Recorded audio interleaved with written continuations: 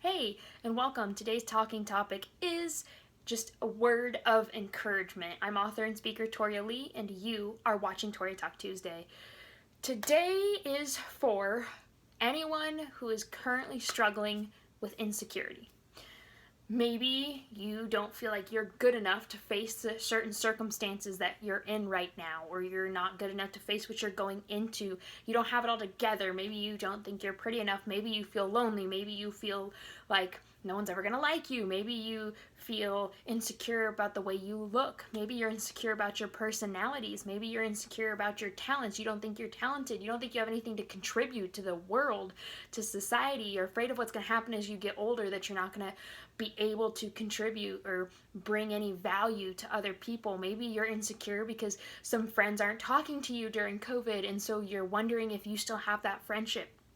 I don't know what it is for you. I don't know what may have sparked your insecurity, but I want to talk to you about it because here's the thing. I have struggled with insecurities for years, and they will still come back up from time to time. But overall, I have, for the most part, conquered them. They'll still try and come back up, but I can always get the better of them. They don't rule my life anymore, and I want that for you. So I wanted to just give you a word of encouragement that it can get better. You don't have to live in this place of insecurity forever, and you don't have to let other people's opinions control you, and you don't have to think that there's something wrong with you, because there's not. There's nothing wrong with you.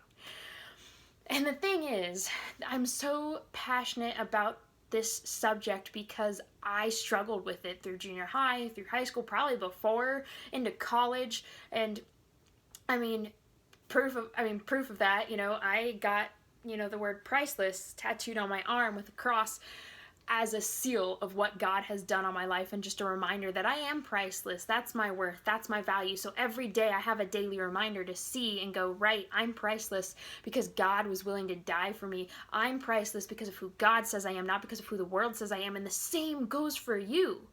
You're beautiful, you're priceless, you're made on purpose for a purpose. You are enough the way you are, and worldly achievements doesn't change or take that away. And God created you for such great plans that you can't even imagine. And you are going to question and you're going to doubt whether you are pretty enough, whether you're smart enough, whether you're good enough. And you are. You are all those things for what God has called you to. You are perfectly you, and that is exactly who God needs you to be. You don't need to be who anyone else says you need to be. You don't have to be who society says you have to be. You don't have to be thinner. You don't have to be smarter. You don't have to be faster. You don't have to be better. You are you. You are made that way for a reason. I used to hate that I was good at writing and good at reading. That was the only thing I really thought I had talent in. And it is, for the most part, it is my biggest talent or skill that God naturally gifted me with, was writing. And I hated it because my brothers were so funny and they had all of these other talents and gifts, and I just felt like, really, you're gonna give me writing? What good is that other than for school? That's all I could think. And then God has used my writing to touch other people's lives. He's used my writing to propel me into what became my career, what became my passion. Through my writing, I want to help other people, and I can't tell you what it means when someone has wrote me and said, your book, your writing changed my life. You helped me out. And that's the thing I want to encourage you. Some of the stuff that you hate right now about you is really going to benefit you later. It's going to be the thing that helps you pursue your purpose and your calling. It's going to be the thing that helps you reach other people. So I'm telling you, here and now, you are made the way you are on purpose. And you are enough, and you are priceless. It doesn't matter. You need to stop looking to your left and to your right. It doesn't matter what everyone else looks like. It doesn't matter what everybody else is doing. It matters how God made you, how He designed you, how He knit you together. Your quirks are on purpose. You aren't a mistake, and your quirks aren't a mistake, and your looks aren't a mistake, and there's not a single part of you that's a mistake. You were made for such a time as this. And that's my encouragement to you. If you're struggling with insecurities, they aren't valid. at all. The way I overcame my insecurities, I constantly just kept turning to the Lord and saying, who do you say I am? Who do you say I am? Who do you say I am? And you know what? He never once said I didn't measure up. He never once said I had to improve. Every time it's, you are priceless, you are loved, you are chosen, you are mine, you are beautiful, you are all these things. But you won't know those things if you don't read them for yourself. Part of the way you learn those things is you read them for yourself and you memorize them. You get them in your brain. I had to write stuff on my mirror all the time. I had the verse, charm is deceitful and beauty is vain, but a woman who fears the Lord is to be praised, written on my mirror for the longest time. That's Proverbs 31:30.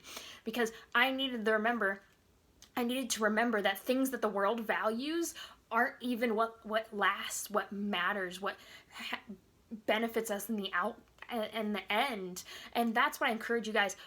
Read his word for yourself. Find certain verses that you can just cling to, and when that insecurity hits, you can say, nope, it's not who I am. God says I'm chosen. He says I'm a masterpiece. He says he knit me together in my mother's womb. He says he's got good plans for me that he decided well before I was born. Those are the verses you cling to. Those are the things you put in your mind so you can bring them out when insecurities surface.